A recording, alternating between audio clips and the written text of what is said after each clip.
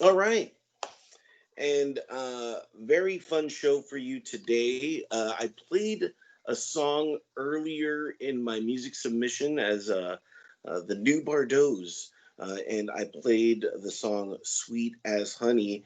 And what do you know? A couple weeks later, I get to have one of the members on the show. I am here with Wayne, the lead vocal in the new Bardos, and I just found out that you play harmonica as well. I do. Well, I consider myself. I play the harmonica. I'm not really a harmonica player, so Okay. I'm not a virtuoso, but I can whip out a few good lines. But I wouldn't consider myself a harp player, but I play the harp. You know what's weird is I got that connotation that you have like like a John Popper thing happening with bandoleros and stuff like that. No, I usually just have a little. I got about maybe harmonicas. You got to have a different key for each song you're doing. And we don't play a lot of harp, but I have maybe like 6 or 7 harps, and I keep them in like a little carrying case, and I just put them on stage.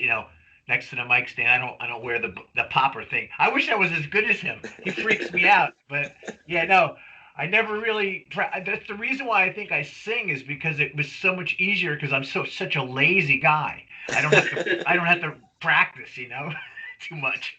So the harp I is probably practice more on that instrument than any other instrument. But that's why I'm singing and not playing.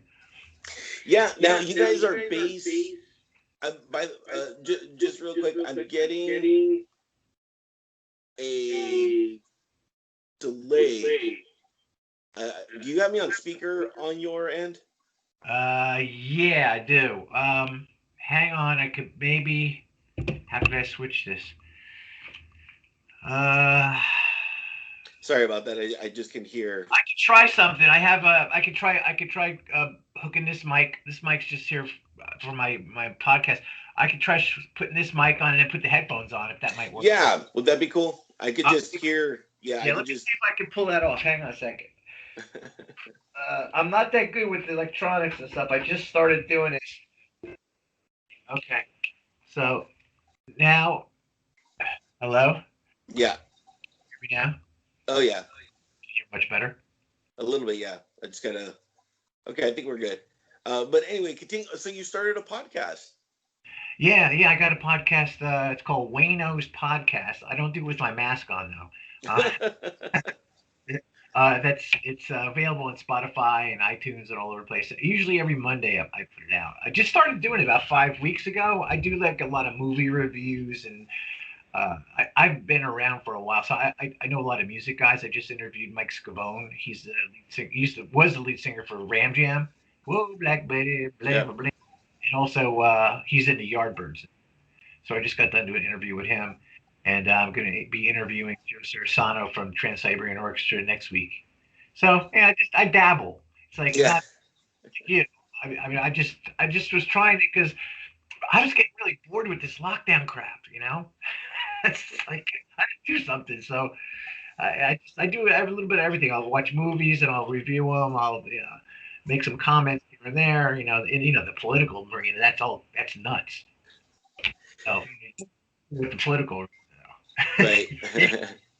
Yeah, like I'm a music show, so I try not to get very political or anything. It's all about the music, and go forward from there. I find once you get political, not that it's bad to get political, but you tend to really alienate a lot of people, and when that happens, I'm here to help artists, and my not my fear, but my I guess my I don't know what word I'm looking for, but I just want to expose them to music, not to political beliefs. If they research you guys or whoever artist and they get into their political, that's on you guys.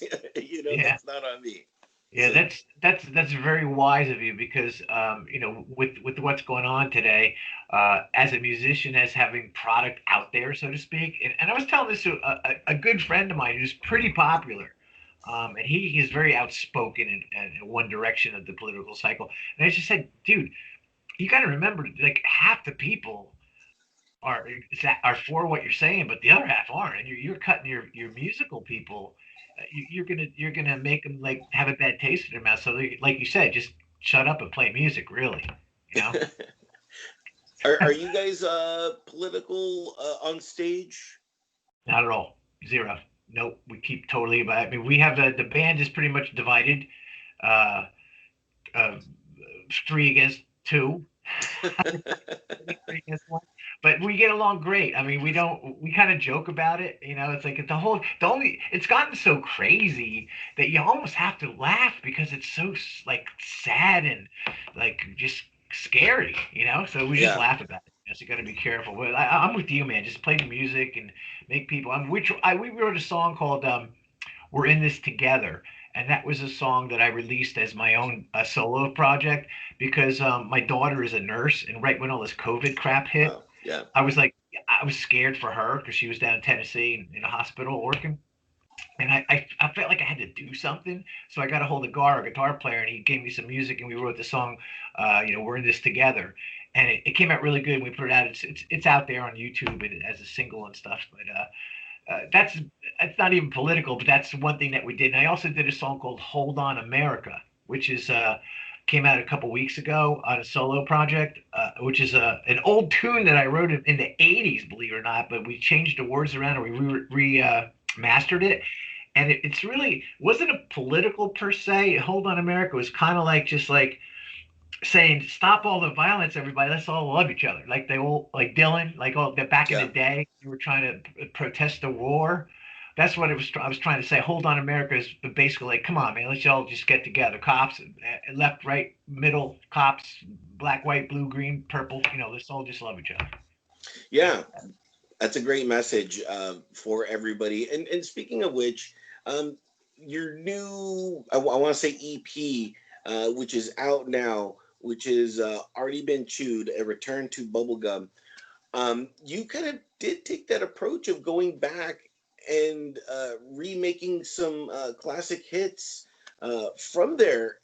You made three out of there's six, and I know you made three, and then there was just another song that was I guess a cover.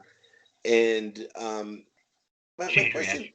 yeah, but my question is how do you go back to that time and freshen up these songs, give them a modern era, but still kind of stay true to that song?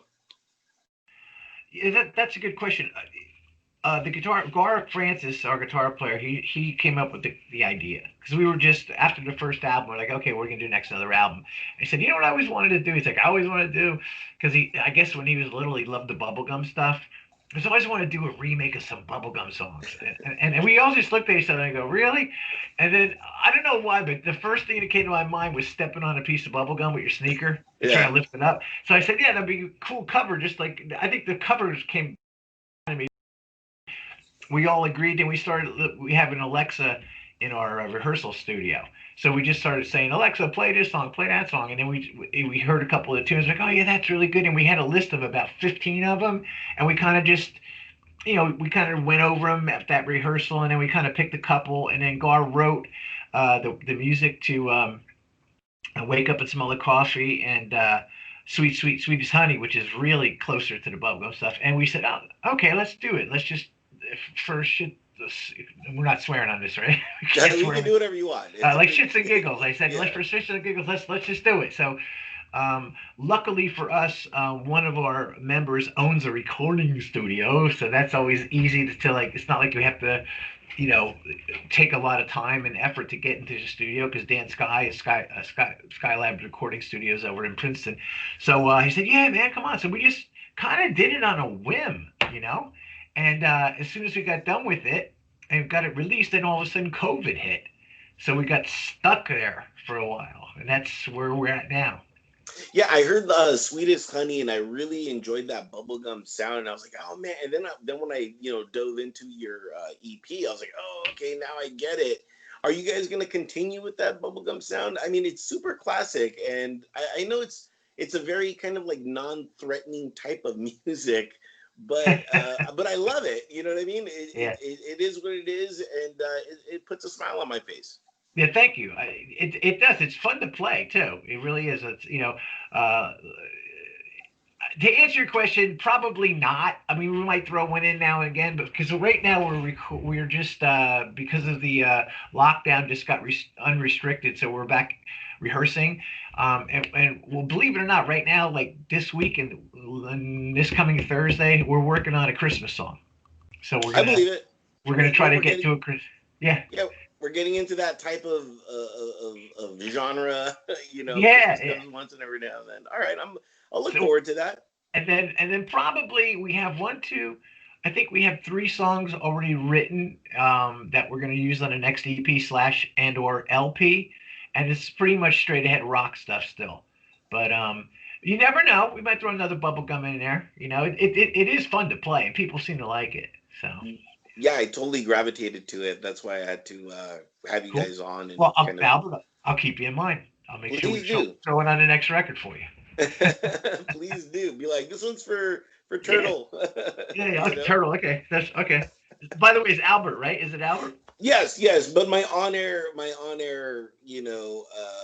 name is Turtle. Okay, Um, Turtle. Cool. I got hence, the glasses hence too. yeah, hence the glasses and Well, hence the man. yeah, and Yeah. entertheshell.com. You know what I mean? That Oh, website. that's it. Okay, now I get it. Now I get it. Got it. Okay, Turtle, no problem. I got you No covered now. worries. It's I got cool. you. It's cool. All right. But it's funny because I've been Turtle for a very long time, but my producing name, my everything else is my regular name Albert, and so there's a lot of confusion that happens a lot of the times, and Yeah. it's weird because I mean we're both the same person. It's just one is a little bit more of a hyper extension of me, where the producer is a little bit more of a more serious, more like I got to get everything done. Where me, the Turtle, is more off the cuff and Yeah.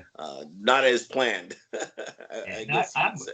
I get you. I'm the same way. I have split personality, so to speak. It's like I try to run the band as best I can, and I actually just emceed a comedy night outside. It was a COVID, spaced out comedy show, and I emceed it. It was one of my first attempts at like comedy, and let me tell you, man, that is not easy. It's like I thought for sure it was gonna be like people were gonna be cracking up laughing, and I told my joke that I wrote, and all of a sudden crickets, crickets. I was like, oh, I'm in big trouble now. So right away I just introduced the first comic and went on. But yeah, I do a little bit of everything.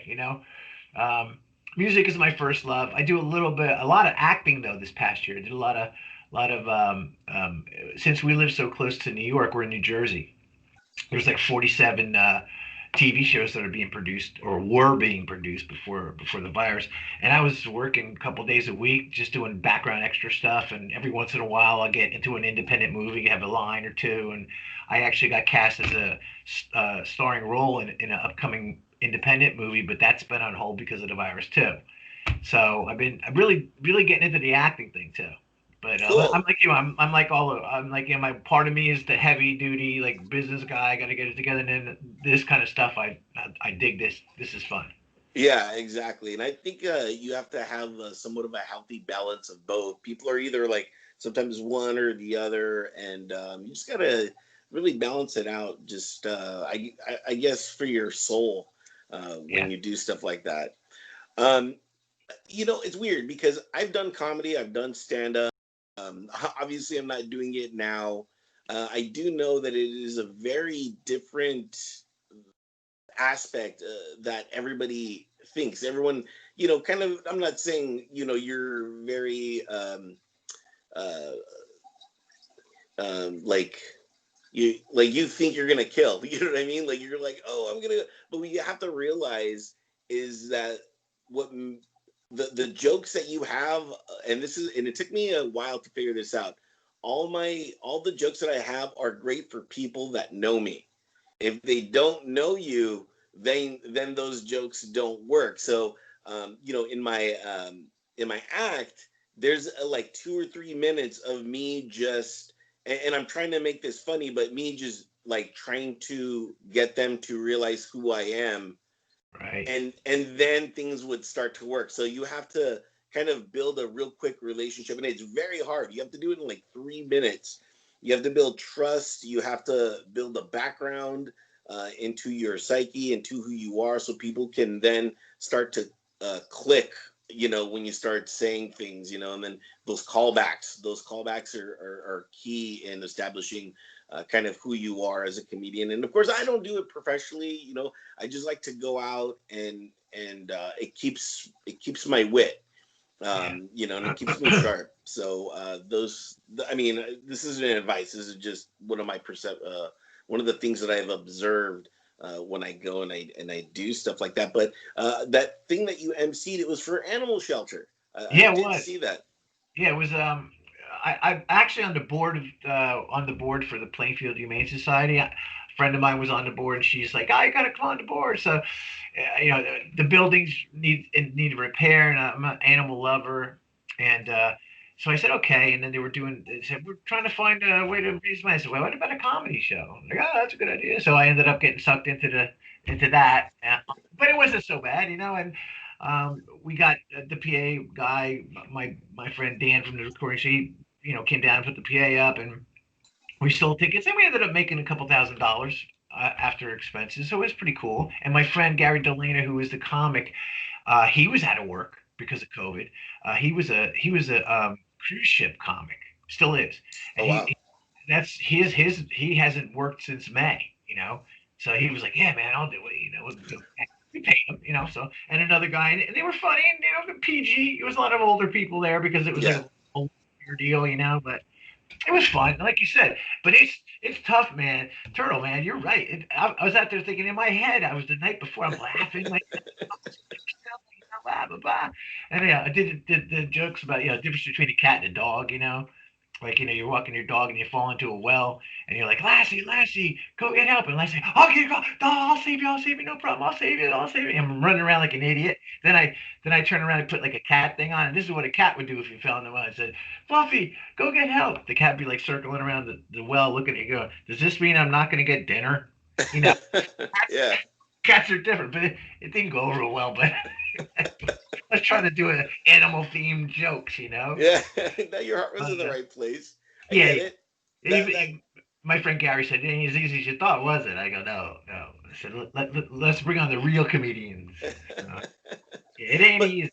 that joke has potential, though. That joke has a lot of potential. You Yeah, have a good a good base to go from there. It's all about the telling of the story of yeah. that. You're like, I had one friend, that had a dog, and this is like Old Yeller, or what's that, Lassie. Lassie. Lassie. It was Yeah, Lassie, came in, and Lassie did everything, rappelled down and picked me up, because that's what Lassie would do. And then my other cat, was like Garfield, where it was just like he ordered a pizza and just watched me, you know yeah. what I mean, down there. And See that? I should have called you first. Would have been yeah. worse. Do anytime. Yeah, It's funny. all about bouncing ideas off. Do you guys bounce a lot of ideas off in the studio, or is it pretty much set where it's like, okay, let's just do it like this, and then you guys are kind of all on the same page? Um, the whole band started with so me and Gar go back, the guitar player. We go back probably to high school. So we're going back like 25, 30 years, and Gar did his own thing. I did my thing. We were in bands together, and da da da da. And about 2 years ago, a little over 2 years ago, I guess, he said, "Hey, man, let's start a rock band, just like back to rock and roll. Just like forget all this." I mean, there's one thing about Gar, guitar wise, and you're a music guy, you would understand this. A lot of these younger guitar players, and most guitar players I see, they bring their guitar, then they bring a truckload of like boxes and switches 14 roadies to like put them all together, and they're clicking the things down here and everything's humming, and click this and click that and this wah wah and that goes that goes, you know. Here's what Gar does. He gets his thing and plugs it into the amp. That's it. I mean, straight rock, no bullshit, no nothing. Maybe a wah wah pedal is as far as he'll go, which we used on this particular EP. But it's just straight rock. So basically, what we do is we come to a rehearsal. Gar would 99 times out of 100, Gar will say, "Hey, I got an idea," and he'll just start playing. Next thing you know, the drummer will come in, or he might even say to the drummer, you know what kind of beat I want? I want like and he'll like mention a song, like a Tom Petty American Girl beat. We'll start the beat, Johnny will hit the beat, and then Dan bass player just kind of kick in, and then I'll just start humming anything that comes to mind. Unless Gar might say, "Hey, I had an idea for the song, and the melody's like this," or he'll say, "This is the chorus, but I don't have a melody." So 99 times out of 100, Gar will come down with an idea, and then we'll just all join in, and then I'll record it on my iPhone, then and I'll send it to everybody. So the following week I'll have the words written, I'll have the melodies written, and the guys will have it down. So the following week, if it's a good song, sometimes it doesn't make the cut. Like we'll start it, and then we'll finish it, and then we'll just forget about it. And that's how we write, pretty Cool. much. Now, do you take that aspect of, okay, it it didn't work out, but let's shelve it for, maybe that song is ahead of its time or something like that, and come back to it maybe a year or two later. I'm pretty sure you're not that process yet because you guys are fairly new. So, have you thought about that aspect of everything? Yeah, but what happens is this. I mean, if I could pull my phone up right now, I probably on my memos, I probably have, and I'm not even like 5 to 40 songs that I recorded at rehearsal that we started, and actually a couple of them I actually wrote the lyrics to and did it. And for some reason, it's almost like a Zen reason. It's not like we say, that song sucks, let's go on to another one. It's weird. It's like it just doesn't make it back into the fold for the next rehearsal. You know what I mean? Like either, but if it's a really good song, the drummer might say, "Hey man, let's try that song again," or Gar might say, "Let's work on that song," or I'll say, "Let's work on that song." But if it doesn't quite make the cut, there's never that's no good. But it's always a invisible kind of vibe that it just never makes the next rehearsal, and it kind of sits in the memo thing. And it's happened a couple times where we were like, "Hey man, remember that one tune that we did a while back?" And he goes, "Yeah, I got it right here," and we play it, and then boom, it became a song again. Wow. It's really cool how that happens. And I don't know whether it's because we've just worked together so long over the years, because Dan the bass player was my bass player back in the 80s. John the drummer, I played with John in a copy band a couple years for a long time, and me and Gar been on and off for, like I said, 30 years. So it's really a cool vibe. The band has a great vibe. Hey, you know what, Yeah. man? I'm gonna get itchy. I'm gonna take my mask off only because it's you. Hang on, just get a little itchy in here. So don't get scared. If like this is why we wear the mask, so we don't scare little children. We're so ugly. But I'll Yeah. be right. No worries. That's why I wear glasses, not masks and stuff. And on that note, I well, when I There we because go. of because of this COVID, I do a lot of I wear gaiters. You know what I mean? I don't do the normal masks. I like the gaiters. Those fit really well, and they don't really Yeah, hurt my ears or anything like that. So I get you. I But got what is the backstory with the mask that you guys wear? when Gar first said, "Let's put a band together and let's just do rock and roll," I'll be straight up with you. I've always wanted to. I'm a showman. Like I'm more of a theatrical guy. Like if I had my drithers over the years, I mean, I was like the first guy back in high school to like light pour some gunpowder into a thing and it blow up. You know what I mean? Like I, Yeah. I was always into lighting. I was always into the theatrics of the show. When you see a new Bardotes show, you don't just see the band on stage. You see a really nice light show. My brother, my older brother, was a lighting guy for Aerosmith, and what's the guy with the guy Ian Hunter and all these other rock guys. So he was like, I was always into the light things, and I've always knew light guys, and I like the smoke, and I like the effects. So you'll always see a great show with us.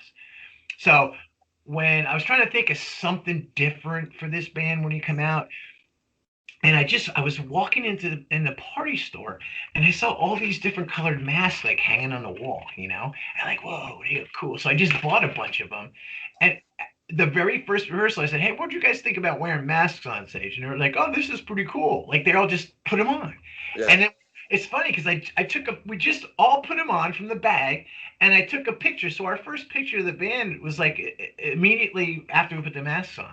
It was pretty cool, and it kind of worked. I'll tell you a funny story. My daughter, who's early 20s now, she said to me, Dad, that mask idea is a great idea. I said, why is that? She said, because they can't tell how old you are. I was, shut up. Shut up, you're right. Yeah.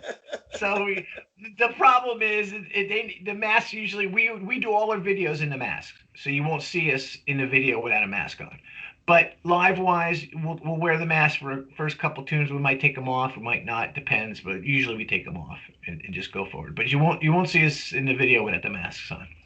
Gotcha. Just had to bring that up because you were wearing one, Yeah. and people watching this video that are gonna be, like, Yeah. when's the story, man? So, yeah, just had Yeah. to do that.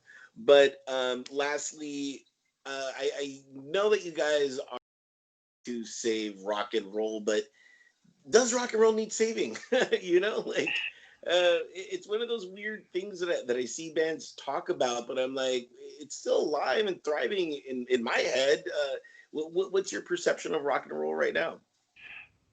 I think the problem in my head about rock and roll is when I was 16, 15, 14, 13, getting in my first band. I mean, if you opened up a Billboard magazine and you looked at the top 40, you would see Aerosmith, AC/DC, Zeppelin, some old Zeppelin stuff. It was all rock.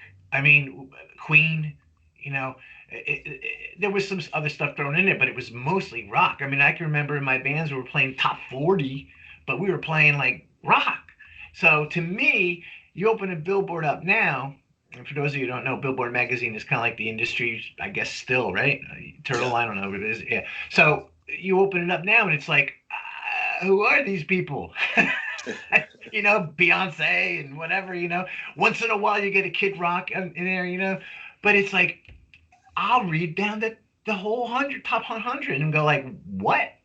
So to me, in that aspect of the whole overall culture of our music today in America, yes, rock is not dead, but it's definitely to be, you know. And I would love to see a couple of real straight ahead rock songs make that top 40 again, you know. And I think that's more or less where we're coming from. It's not dead, but we really don't want to see it die either, you know. And maybe you would know much more than I do because you probably follow it more. There's probably more of a niche of rock out there, and there's a lot of guys like you that are like, first of all, man, hats off to you because I love what you're doing, and it keeps rock alive too, and that's what I want. That's what we want. Cool. Thank you so much. The album, the EP is out now. Go ahead and get it. It is already been chewed. A return to bubblegum. Let me give out some links. thenewbardos.com. And then, of course, they are on Facebook at the new Bardos. My guest has been Wayne from the band. And again, thank you so much. Lastly, I think you're the perfect person to talk about this. I haven't talked about this with anybody. No pressure. But Eddie Van Halen, he has passed away. He is now in the great Gig in the Sky. And I just wanted to get your thoughts, your reactions to that.